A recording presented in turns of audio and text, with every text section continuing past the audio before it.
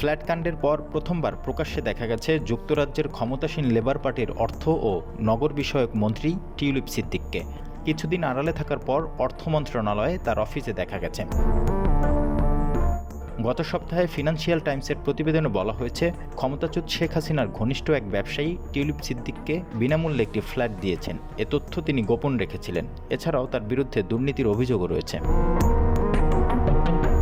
Daily মেলের প্রতিবেদনে বলা হয়েছে, মিথ্যা কথা বলার অভিযোগে টিউলিপের বিরুদ্ধে তদন্ত হতে পারে। 2022 সালে তারা তার ফ্ল্যাট নিয়ে তদন্ত করেছিল। তখন তারা জানতে পারে ফ্ল্যাটটি তিনি অন্য একজনের কাছ থেকে উপহার হিসেবে পেয়েছেন। কিন্তু তখন টিউলিপ মিথ্যা বলেন যে এটি তার বাবা মা কিনে দিয়েছেন। টিউলিপ তাদের হুমকি দিয়েছিলেন যে এ বিষয়ে প্রতিবেদন প্রকাশ করা হলে তাদের বিরুদ্ধে ব্যবস্থা নেওয়া হবে। এর পরিপ্রেক্ষিতে ওই সময় প্রতিবেদনটি প্রকাশ করা হয়নি।